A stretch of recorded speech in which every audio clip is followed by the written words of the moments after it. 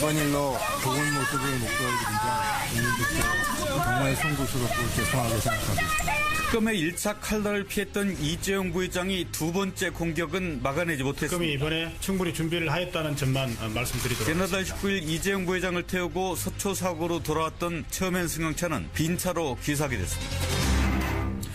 청취자 황창선님은 경제정의가 실현되는 것 같습니다 하셨고, 최봉길님은 아니 총수가 없어서 경영이 안 된다고요. 이건 뭐 지나가던 속아웃을 일입니다. 임원들의 판단력 이재용 부회장 정도는 다 있다고 생각한다. 여러 가지 의견들, 여러분 이재용 부회장의 오늘 아침 구속 속보 들으시고 여러분의 의견, 입장 자유롭게 보내주시고요. 우리는 이분 먼저 만나겠습니다. 바로 김경진 의원입니다. 검찰 출신이고요. 국회 탄핵소추 위원이기도 하지요.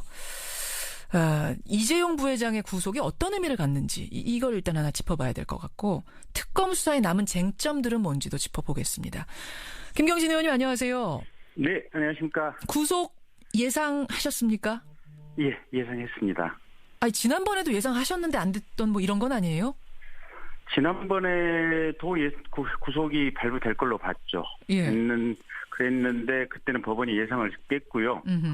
이번에는 예상대로 됐는데, 다만 이번에도 이 삼성의 로비력이 막강하다. 그리고 법원이 이번에도 삼성 앞에서 절반의 무릎을 꿇었다라는 것을 확연히 느꼈습니다. 아니, 그게 무슨 말씀이에요? 이게 79년 창업 이래 첫 총수의 구속인데 법원이 절반의 무릎을 꿇었다니요? 그러니까 박상진 삼성전자 대외협력부문 사장을 불구속 처리를 하지 않았습니까? 박상진은 불구속, 이재용은 예. 구속 이렇게 됐죠. 반반 됐죠. 예, 근데 박상진 불구속 사유가 예. 그 내부에서 의사결정에 관여하는 위치라는, 결국은 이제 실질적인 의사결정을 이재용 부회장이 다 했고 박상진은 그 밑에 부하기 때문에 불구속한 것이다. 지금 이렇게 읽히는 상황이거든요. 예, 예. 근데 문화계 블랙리스트 사건을 보면 김기춘, 조윤선, 또 청와대 비서관들, 또 문체부 장관, 차관 줄줄이 다 구속됐지 않습니까? 그렇죠. 거기에 비추어 봤을 때 이번 삼성전자 국민연금과 국민연금 의사결정과 관련한 뇌물 제공 이 사건, 예.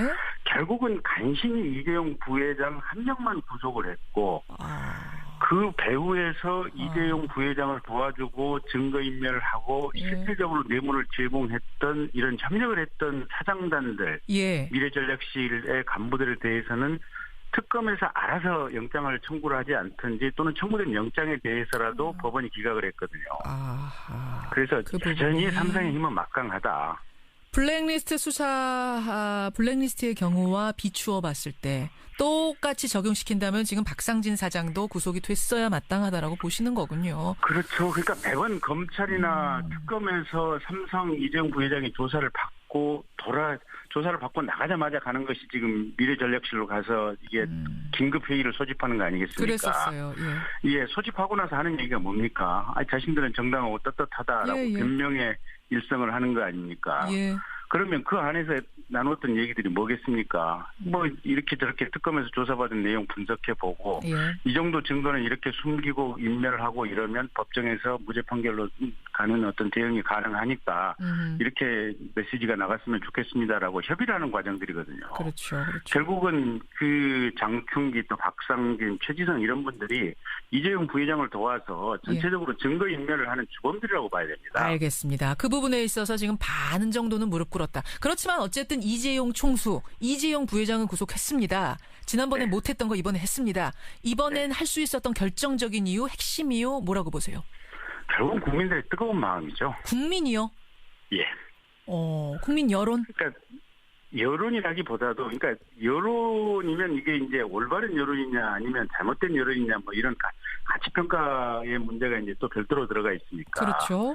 결국은 이 재벌들에 대해서 똑같은 어떤 형평성 있는 사법적인 어떤 판단을 구하는 국민의 뜨거운 마음, 이렇게 표현을 해야겠죠.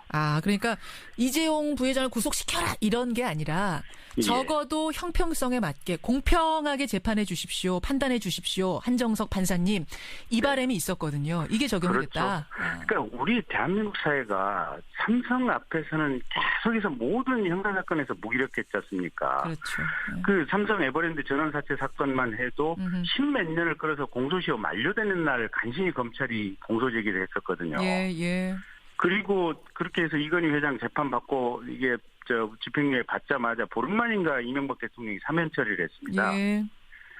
그런 모든 과정이 이 대한민국 건국 이래에 얼마만큼 이 재벌 권력의 최정점에 서 있는 삼성에 대해서 예. 대통령 권력, 사법 권력, 검찰 권력 모든 권력들이 얼마만큼 무기력했지 않습니까? 그 트라우마를 국민들이 가지고 있는데 예. 지난번에 이 조희연 부장판사 영장 기각하고 나서 예. 그날 아침에 저는 국민들 어깨를 출근하는 국민들의 어깨를 봤는데 예. 어깨 축지가 쭉 쳐져 있었습니다. 아하. 근데 오늘 아침에 인터넷 댓글 아침에 한 6시쯤부터 올라온 것을 보니까 예. 굉장히 이게 기쁘다, 당연하다 이런 내용들이 줄을 이루고 있는데 예. 대한민국 국민들이 그렇게 모진 국민들이 아니거든요. 누가 구속돼서 기뻐하는 아니, 이런 맞아요. 시선을 가진 국민들이 아닙니다. 지금 청취자 2458님도 이 이야기가 삼성 망해라라든지 삼성 잘못되라 이런 얘기는 절대 아니다. 예. 오히려 더 잘 되라. 공평하게 이제 정경유착 고리 끊고 잘 되라라는 의미로 해석해야 될 것이다. 이런 문자 들어오네요. 그러니까요. 대한민국 국민들이 누가 안 되면 같이 눈물을 흘리고 같이 안타까워하고 이런 심성을 가진 게 대한민국 국민들인데 그렇죠. 유독 삼성이 이 권력 앞에서 당당하게 또 어떤 사법 권력을 왜곡시켜 왔던 과거의 트라우마 때문에 예. 국민들이 이번만은 제대로 된 어떤 이 사법 권력 집행의 모습을 보고 싶다. 예. 그 염원이 지난번에 영장 기각된 이후에 법원에 아주 강렬하게 전달이 됐고 예. 결국은 법원도 그 국민들의 마음을 읽은 것이 아닌가 그렇게 생각이 듭니다. 그렇게 보세요. 물론 재판 내용도 이번에 영장 발부된 것이 예. 이런저런 어떤 증거관계라든지 도주및 증거인멸의 우려를 보면 당연히 타당한 것이고요. 법리적으로도 많이 보강이 된 거죠? 예, 그렇습니다. 근데 대통령 대면 조사는 결정적으로 못했거든요. 그거 상관없었습니까? 그게 이제 실제 그 대통령과 이루어졌던 부분이 있고 예. 또 최순실 씨라든지 정유라 씨 또 예. 그 사이에 중간에 이제 박상진 씨라든지 장충기 삼성그룹과 이루어진 부분이 있고 그렇죠. 이게 대통령과 직접 이루어진 부분은 조사를 못했다고 하지만 예. 실은 안종범 수석이라든지 이런 분들이 대통령의 지시를 받아서 이행을 한 측면들이 있지 않습니까? 수첩도 나왔고요. 예, 그리고 나서 수첩 39건이 추가로 새로 나왔고. 나왔죠. 예. 예. 그래서 그런 부분을 종합하면 대통령 조사는 못했다고 할지라도 예. 이 증거관계는 충분히 보강이 됐다. 그래서 영장을 발부할 만한 사유가 된 겁니다. 근데 그러니까 경제계 안팎에선 이런 얘기도 나와요. 구속해서는 안 된다. 특검이 억지 죄명만 추가했다. 특히 뇌물공여죄 성립시키기 위해서 새롭게 추가한 게 있는데 그게 뭐냐면 중간금융지주회사제 도입시키기 위해서 삼성이 금융위에다 로비했다. 이거는 굉장히 현실성 떨어지는 주장인데 억지로 끼워 맞췄다. 어떻게 보세요? 글쎄요. 일단 지금까지 재벌들이 사법 절차에서 이런저런 많은 특혜를 받아왔다고 하는 것은 전 국민이 다 알고 있는 사실들이고요. 예. 특히 이번에 지금 공정거래위원회 관련해가지고도 최초에 지금 공정거래위원장은 1,000만 주를 처벌하라고 삼성에 권고를 하라고 얘기를 했었는데 예. 갑자기 부위원장이 안종범 씨 쪽에 전화나 얘기를 받고 청와대 쪽에 전화를 받고 그게 500만 주로 급격히 줄였다는 거 아니겠습니까? 예. 그래서 그 지시를 받은 공정거래위원회 서기관이 자기가 봐도 이거는 위원장이 이렇게 있는데 부위원장이 갑자기 청와대 전화 왔다고 500만 주를 줄여주라고 하는 것은 이건 나중에 봐도 큰일이 나겠다 싶어가지고 수첩에 그 과정을 꼼꼼하게 기록을 해놨다는 거 아니겠습니까? 그렇죠. 예, 그래서 그런 저런 어떤 수사의 소소한 맥락 아주 뭔가 변론을 할 수 있는 소소한 맥락을 문제 삼아서 이게 불구속돼야 된다라고 주장을 하는 것은 예. 이게 지나치게 그냥 한쪽에 알겠습니다. 주장을 하기 위한 주장이라고 하는 알겠습니다. 것이고요. 특검이 영장을 청구할 만하니까 했고 또 법원이 발부할 만하니까 발부를 한 것이고 예. 이 발부를 방어하기 위해서 그 유능한 전직 검사장 출신 또 전직 법원장 출신 변호사들이 얼마나 많이 붙었습니까? 그럼에도 그 사람들 안 된다. 논리로도 방어를 예. 못한 거 아니겠습니까? 김경진 의원님. 네. 이제 구속은 됐어요. 그리고 20일 동안 수사할 수 있는 거죠. 구속해 놓은 네, 채로. 그렇습니다. 근데 특검은 2월 28일이면 문 닫아야 되지 않습니까?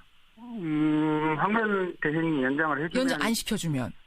연장 안 시켜주면 문 닫아야죠. 그렇죠. 그럼 어떻게 되는 겁니까 이거? 2월 27일까지 기소를 해야죠. 일단.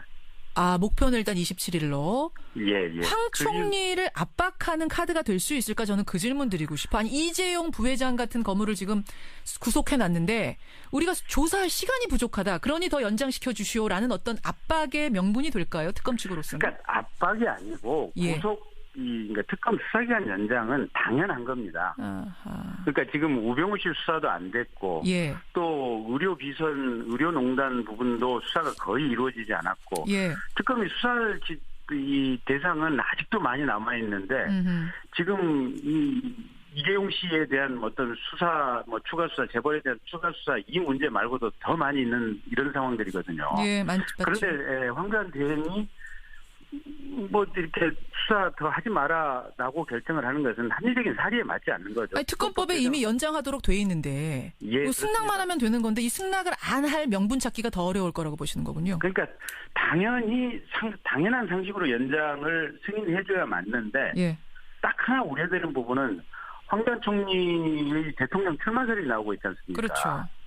그러면서 본인이 내가 보수의 아이콘으로 자리를 잡아야겠다. 그러면 특검 수사기간 연장을 불허함으로써 이 보수층의 마음을 사로잡고 그래서 자기의 어떤 본인의 정치적인 입지를 다져야겠다. 이런 잘못된 생각을 함으로써 혹여 수사기간을 연장을 불허하지 않을까 그런 우려가 있는 것은 사실입니다. 그거 하나가 변수라는 말씀. 정상적인 판단이라면 합리적인 판단이라면 명분 없다는 말씀. 그리고 이제 황교안 대행도 검사 출신인데요.